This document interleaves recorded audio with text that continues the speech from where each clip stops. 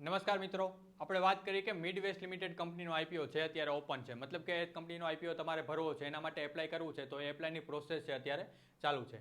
હવે કોઈ પણ કંપનીનો આઈપીઓ છે કેવી રીતે એપ્લાય કરવો એ મેં તમને આ વિડીયોમાં છે સમજાવેલું છે. આખો વિડીયો સ્ટેપ બાય સ્ટેપ સમજાવેલો છે કે તમે કોઈ પણ કંપનીનો આઈપીઓ આવે છે તો એ કંપનીનો આઈપીઓ તમે કેવી રીતે એપ્લાય છે કરી શકો છો. એ વિડીયો છે આપણી યુટ્યુબની ચેનલની અંદર પણ મૂકેલો છે અને આપણી જે ઇલેક્ટ્રા ક્લાસીસની એપ્લિકેશન છે એમાં ડેમો વિડીયોમાં પણ એ વિડીયો છે આપણે મૂકેલો છે. હવે આઈપીઓ એપ્લાય કરતાં પહેલાં તમારી પાસે ડીમેટ એકાઉન્ટ હોવું જરૂરી છે. ડીમેટ એકાઉન્ટ વગર તમે આઈપીઓ છે એપ્લાય ના કરી શકો. જો તમે આઈપીઓ એપ્લાય કરો છો અને તમને આઈપીઓ લાગી જાય છે તો એનો શેર જે છે એ તમને ડીમેટ એકાઉન્ટની અંદર જમા થશે. તો એના માટે ડીમેટ એકાઉન્ટ જે હોવું જરૂરી છે. હવે એ ડીમેટ એકાઉન્ટ કેવી રીતે ઓપન કરવું, કેવી રીતે ડીમેટ એકાઉન્ટ બનાવવું એ પણ મેં તમને આખો વિડીયો છે સમજાવેલું છે. સ્ટેપ બાય સ્ટેપ આખી પ્રોસેસ સમજાવેલી છે કે કઈ રીતે તમે છે ડીમેટ એકાઉન્ટ છે તે ઓપન કરાવી શકો. અને જો તમારે ડીમેટ એકાઉન્ટ બનાવવું હોય તો એનો જે લિંક છે એ હું તમને મોકલાવી દઈશ. આપણા ક્લાસીસનો જે નંબર છે એની અંદર તમે વોટ્સઅપમાં મેસેજ કરી દેજો, હું તમને છે ડીમેટ એકાઉન્ટ બનાવવા માટેની લિંક છે એમાં મોકલાવી આપીશ. હવે આપણે વાત કરીએ કે મિડવેસ્ટ લિમિટેડ. મિડવેસ્ટ લિમિટેડ કંપનીનો આઈપીઓ છે અત્યારે એપ્લાય કરવા માટે ઓપન છે. તો એ કંપનીનો આઈપીઓ છે 451 કરોડની ઇસ્યુ સાઇઝ છે. કંપનીનો આઈપીઓ છે એની ઇસ્યુ સાઇઝ છે 451 કરોડ છે. એમાં બીડ પ્રાઇસની આપણે વાત કરીએ તો છે 1014 રૂપિયાથી લઈ અને 1065 રૂપિયા સુધી તમે છે બીડ પ્રાઇસ તમે એપ્લાય કરી શકો. મિનિમમ એક શેર માટેનો પ્રાઇસ છે 1041 રૂપિયાથી મેક્સિમમ તમે એક શેરની પ્રાઇસ છે 1065 રૂપિયા સુધી તમે એપ્લાય કરી શકો. આપણે જ્યારે આઈપીઓ એપ્લાય કરતા હોય, મેં તમને આની પહેલાં પણ સમજાવેલું છે કે મેક્સિમમ પ્રાઇસ ઉપર જ હંમેશા આઈપીઓ છે એપ્લાય કરવાનો. મેક્સિમમ પ્રાઇસ ઉપર જ આઈપીઓ એપ્લાય છે કરવાથી તમારા લાગવાના ચાન્સીસ છે તે વધી જશે. એટલે હંમેશા મેક્સિમમ પ્રાઇસ ઉપર જ આઈપીઓ છે એપ્લાય કરવાનું. પછી આપણે વાત કરીએ એનો ટાઈમ પીરિયડ. ટાઈમ પીરિયડ શું છે, ટાઈમ લાઇનની વાત કરીએ તો કે આઈપીઓ ઓપન ડેટની આપણે પહેલાં વાત કરીએ. મિડવેસ્ટ લિમિટેડ કંપનીનો જે આઈપીઓ છે એની ઓપન તારીખ છે 15 તારીખેથી છે એનો આઈપીઓ છે ઓપન થઈ ગયો છે અને 17 તારીખ મતલબ કે કાલના દિવસ સુધી તમે આઈપીઓ માટે એપ્લાય કરી શકો. ક્લોઝિંગ ડેટ છે 17 તારીખ. 17 તારીખ પછી તમે આ આઈપીઓ માટે એપ્લાય નહીં કરી શકો. પછી વાત કરીએ આપણે એલોટમેન્ટની. જો તમે આઈપીઓ માટે એપ્લાય કરો છો તો એનું એલોટમેન્ટ છે તમને 20 તારીખ સુધીમાં તમને મળી જશે. 20 તારીખ સાંજ સુધીમાં તમને એનું એલોટમેન્ટ છે તમને ખબર પડી જશે કે તમે આઈપીઓ એપ્લાય કર્યો છે તો આઈપીઓ તમને લાગ્યો છે કે નહીં, એનું એલોટમેન્ટ થયું છે કે નહીં તમને, એ તમને છે 20 તારીખે તમને એની માહિતી મળી જશે. જો તમને આઈપીઓ નથી લાગતો તો એનું રિફંડ છે તમને 23 તારીખે મળી જશે. તમે આઈપીઓ માટે એપ્લાય કર્યું છે અને જો તમને આઈપીઓ નથી લાગતો તો એનું રિફંડ છે તમને 23 તારીખે મળી જશે. અને જો તમને આઈપીઓ લાગે છે તો એ શેર તમારા જે છે એ ડીમેટ એકાઉન્ટની અંદર ક્રેડિટ થશે, એ પણ 23 તારીખે તમારા શેર છે ડીમેટ એકાઉન્ટની અંદર ક્રેડિટ થઈ જશે. પછી લિસ્ટિંગ ડેટની વાત કરીએ કે જો તમે આઈપીઓ એપ્લાય કરો છો અને તમને જો આઈપીઓ લાગી જાય છે તો એ શેરનું જે લિસ્ટિંગ છે સ્ટોક એક્સચેન્જ ઉપર લિસ્ટિંગ છે એનું 24 તારીખે થશે. મતલબ કે દિવાળી પછી છે એનું લિસ્ટિંગ તમને જોવા મળશે. દિવાળી પછી છે એનું લિસ્ટિંગ છે સ્ટોક માર્કેટ ઉપર થશે. પછી આપણે વાત કરીએ કે કંપનીનું વર્ક શું છે. મિડવેસ્ટ લિમિટેડ કંપની છે તો એ કંપનીનું કામ શું છે, તો કે આ કંપની છે માઇનિંગનું કામ કરે છે. જે આપણે નેચરલ પથ્થર જેને કહીએ, આપણે કુદરતી પથ્થર જેને કહીએ એનું માઇનિંગનું કામ છે તે કરે છે. મિડવેસ્ટ લિમિટેડ કંપની છે તેનું કાર્ય છે નેચરલ સ્ટોન, મતલબ કે કુદરતી પથ્થરના ઉદ્યોગમાં છે 40 વર્ષથી વધુનો અનુભવ ધરાવે છે. મતલબ કે મિડવેસ્ટ લિમિટેડ કંપની 40 વર્ષથી વધુ સમયથી છે એ કંપની કુદરતી પથ્થરનો નેચરલ સ્ટોનનો આપણે જે માઇનિંગ કહીએ માઇનિંગનું કામ કરે છે. અને જે ભારતની જે અગ્રણી કંપનીઓ આપણે કહીએ, ભારતની જે ટોચની કંપનીઓ કહીએ એ કંપનીઓમાંની એક કંપની છે મિડવેસ્ટ લિમિટેડ કંપની છે.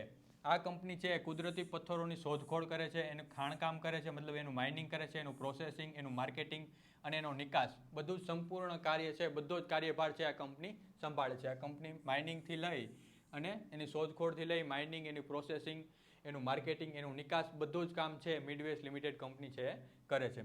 પછી એની ઇસ્યુ સાઇઝની વાત કરીએ તો કે 451 કરોડ છે તે ઇસ્યુ કરે છે. મતલબ કે કંપનીને 451 કરોડ રૂપિયાની છે તે જરૂર છે. એમાંથી ફ્રેશ ઇસ્યુ કેટલા છે તો 250 કરોડ છે ફ્રેશ ઇસ્યુ છે. અને ઓફર ફોર સેલ કેટલા છે તો 201 કરોડ છે એ ઓફર ફોર સેલ છે. હવે આપણે એપ્લિકેશનની વાત કરીએ કે જો તમે રિટેલ કેટેગરીમાં એપ્લાય કરો છો તો તમને એક લોટ છે મિનિમમ તમારે એપ્લાય કરવો પડે. એમાં તમને 14 શેર છે એલોટ થશે. એક શેર માટે 14 શેર છે એલોટ થશે. એની પ્રાઇસ છે 14,910 રૂપિયા. મતલબ કે તમારી પાસે 14,910 રૂપિયા હોવા જરૂર છે તો તમે એક લોટ માટે તમે છે એપ્લાય કરી શકો. અને જો તમારે મેક્સિમમ અમાઉન્ટ એપ્લાય કરવું હોય, રિટેલ કેટેગરીમાં મેક્સિમમ અમાઉન્ટ છે 13 લોટ. 13 લોટથી વધારે તમારે એપ્લાય કરવું હોય તો તમે એચએનઆઈ કેટેગરીમાં આવી જશો. સ્મોલ એચએનઆઈ કેટેગરીમાં તમે આવી જશો. 14 લોટ માટે તમે એપ્લાય કરો છો તો એની રકમ છે 2 લાખથી વધી જશે. અને 13 લોટ માટે એપ્લાય કરો છો તો એની રકમ છે 2 લાખથી ઓછી છે, તો એ રિટેલ કેટેગરીમાં આવશે. હવે આ રિટેલ કેટેગરીને HNI કેટેગરી અને બિગ HNI કેટેગરી એટલે પાડેલી હોય કે એમાંથી તમને જે રિઝર્વેશન આપેલું હોય, જે તે કંપની જ્યારે સ્ટોક એક્સચેન્જ ઉપર એનો IPO જે લાવે છે તો એને રિઝર્વેશન આપેલું હોય. રિટેલ કેટેગરી માટે અલગ હોય, HNI કેટેગરી માટે અલગ હોય, QIB માટે અલગ હોય. તો એ બધાની જે કેટેગરી છે એના માટે છે તમે આ એપ્લાયના અલગ અલગ સેક્ટર છે આપેલા છે. તો આપણે છે મેક્સિમમ બધા લોકો છે રિટેલ કેટેગરીની અંદર આપણે એપ્લાય કરતા હોય. આપણે જે 2 લાખથી અત્યારે વધારે અમાઉન્ટ માટે એપ્લાય નથી કરતા. તો આપણે હંમેશા જોવાનું કે આપણું રિટેલ કેટેગરીનું રિઝર્વેશન છે કેટલું આપેલું છે, હું તમને હમણાં આગળ સમજાવીશ. પછી આપણે વાત કરીએ IPO રિઝર્વેશન. IPO રિઝર્વેશન કઈ કેટેગરી માટે કેટલું એને રિઝર્વેશન આપેલું છે. QIB માટે છે ઓલમોસ્ટ 50%, મતલબ કે 49.88% છે QIB માટે આપેલું છે. પછી આપણે HNI કેટેગરીની વાત કરીએ તો HNI કેટેગરી માટે આશરે 15%, મતલબ કે 14.96% જેટલું છે રિઝર્વેશન એના માટે આપેલું છે. પછી આપણે રિટેલ કેટેગરીની વાત કરીએ તો રિટેલ કેટેગરી માટે આશરે 35%, મતલબ કે 34.91% છે રિટેલ કેટેગરી માટે રિઝર્વેશન આપેલું છે. પછી આ કંપનીના જો કોઈ એમ્પ્લોય છે, મિડવેસ્ટ લિમિટેડ કંપનીના એમ્પ્લોય છે અને એ IPO માટે એપ્લાય કરે છે તો એના માટેનું રિઝર્વેશન એને આપેલું છે 0.24% છે એના માટેનું રિઝર્વેશન છે આપેલું છે. આપણે રિટેલ કેટેગરી માટે એપ્લાય કરી છે તો એ કેટેગરીમાં કેટલા ટકા છે, 35% છે આ રિટેલ કેટેગરી માટે એને એલોટમેન્ટ છે રિઝર્વેશન આપેલું છે. પછી આપણે વાત કરીએ કે પ્રમોટરનું હોલ્ડિંગ. કોઈ પણ કંપનીનો IPO આવતો હોય તો એનું પ્રમોટરનું હોલ્ડિંગ કેટલું છે, પ્રી IPO કેટલું છે અને પોસ્ટ IPO કેટલું છે એ પણ છે ધ્યાનમાં રાખવું જોઈએ. તો કે પ્રી IPO આવ્યા પહેલાં છે 95%, 95.83% છે પ્રમોટરનું હોલ્ડિંગ છે. હવે IPO આવી ગયા પછી છે પ્રમોટરનું હોલ્ડિંગ છે 84.39%. પ્રી IPO છે 95% છે અને IPO આવી ગયા પછી 84% જેટલું એનું પ્રમોટરનું હોલ્ડિંગ છે રહેલું છે. પછી આપણે વાત કરીએ કંપનીનો ફાઇનાન્શિયલ ડેટા. કંપનીનો ફાઇનાન્શિયલ ડેટા છે, અત્યારે હું તમને આ બધો ડેટા જે કહું છું એ બધો ડેટા છે chittorgarh.comની જે વેબસાઇટ છે એ વેબસાઇટની અંદર તમને ઇઝીલી બધો ડેટા છે મળી જશે. ને કેવી રીતે જોવો એ પણ મેં તમને આની આગળના વિડીયોમાં છે સમજાવેલું છે. હવે આપણે કંપનીનો ફાઇનાન્શિયલ ડેટાની વાત કરીએ તો કે એસેટ છે, ટોટલ ઇન્કમ છે, પ્રોફિટ આફ્ટર ટેક્સ, EBITDA છે, નેટવર્થ છે, રિઝર્વ્સ એન્ડ સરપ્લસ છે, પછી ટોટલ બોરોવિંગ છે.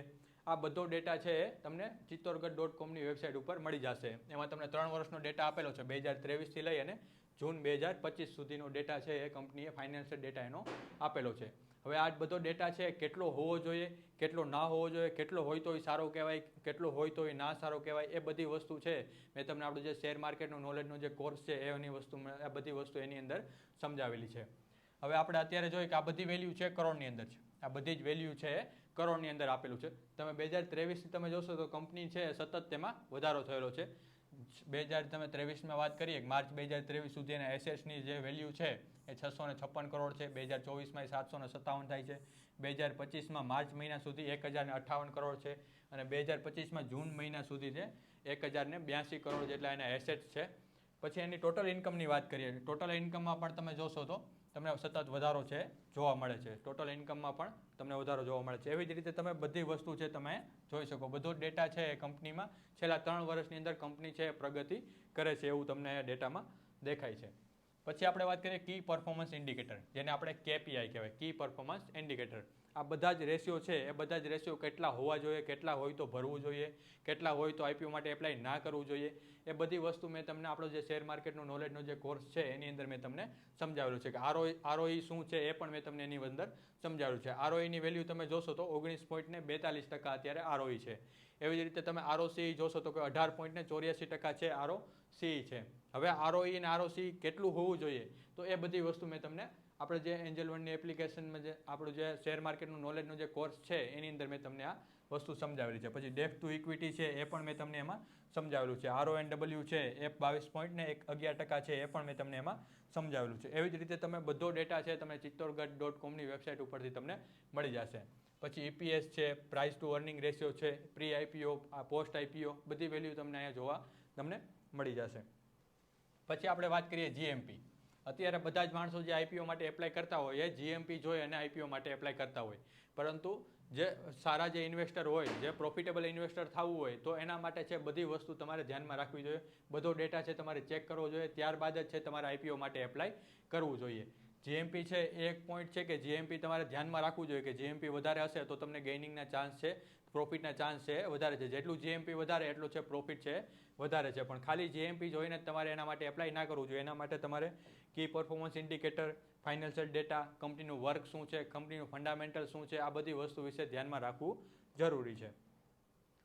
પછી આપણે જીએમપીની વાત કરીએ. જીએમપી તમે જોશો તો અત્યારે જીએમપી છે એ તમને 160 રૂપિયા બતાવે છે. અત્યારે જીએમપી છે 160 રૂપિયા છે. મતલબ કે તમારી જે શેરની પ્રાઇસ છે એ 1065 રૂપિયા ઉપર તમને જે જીએમપી ગ્રે માર્કેટની અંદર એની પ્રાઇસ છે એ 165 પ્લસ 60 રૂપિયા છે આજની તારીખ સુધીનું જીએમપી છે. મતલબ કે તમે એક લોટ માટે તમને લાગે છે તો એસ્ટિમેટેડ તમારો પ્રોફિટના ચાન્સ છે 2240 રૂપિયા. 2240 રૂપિયાનો પ્રોફિટ છે એ એસ્ટિમેટેડ પ્રોફિટ હોય આજની તારીખ સુધી. જીએમપીમાં જે કાંઈ સોદા થયા હોય, ગ્રે માર્કેટમાં જે કાંઈ સોદા થયા હોય એના પ્રમાણે તમને આટલા રૂપિયાનો પ્રોફિટનો ચાન્સ છે એ રહેલો છે. એટલું એવું છે જીએમપીના ડેટા પરથી આપણને ખ્યાલ આવે. પછી આઈપીઓ રજિસ્ટ્રાર કંપની, મતલબ કે આ કંપનીને તમે આઈપીઓ એપ્લાય કરો છો અને એ કંપનીનું તમને એલોટમેન્ટ મળ્યું કે નહીં એ તમારે જોવું હોય તો એના માટે છે કે ફિન ટેકનોલોજી છે એ કંપનીની વેબસાઇટ પરથી તમને એ મળી જશે. આ કંપનીની વેબસાઇટ ઓપન કરીને ત્યાં તમારું પાન કાર્ડ અથવા તો તમારું ક્લાયન્ટ આઈડી નાખશો એટલે તમને એલોટ થયું છે કે નહીં એ તમને મળી જશે. પછી આપણે વાત કરીએ સબસ્ક્રિપ્શનની માહિતી.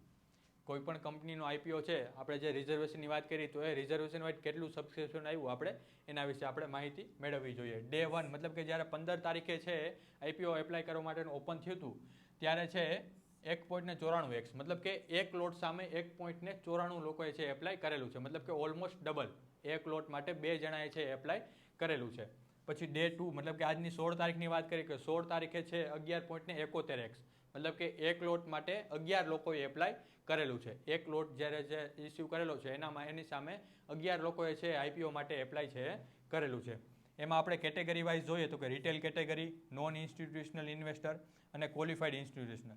રિટેલ કેટેગરીમાં આપણે આવીએ, આપણે છે રિટેલ કેટેગરીમાં આવે તો કે આપણા માટે રિટેલ કેટેગરી માટે જે એપ્લાય થયું છે એ 8.18% મતલબ કે એક લોટ સામે 8 જણાએ છે એપ્લાય કરેલું છે. એવી જ રીતે જે આપણે એચએનઆઈ કેટેગરી કહીએ, નોન ઇન્સ્ટિટ્યુશનલ ઇન્વેસ્ટર છે એમાં 33%નું જે એમાં છે સબસ્ક્રિપ્શન આવ્યું છે. પછી ક્યુઆઈબીની વાત કરીએ, ક્વોલિફાઈડ ઇન્સ્ટિટ્યુશનલ બાયર, તો એમાં 1.84x છે તે તમને તમારું સબસ્ક્રિપ્શન છે એ જોવા મળે છે.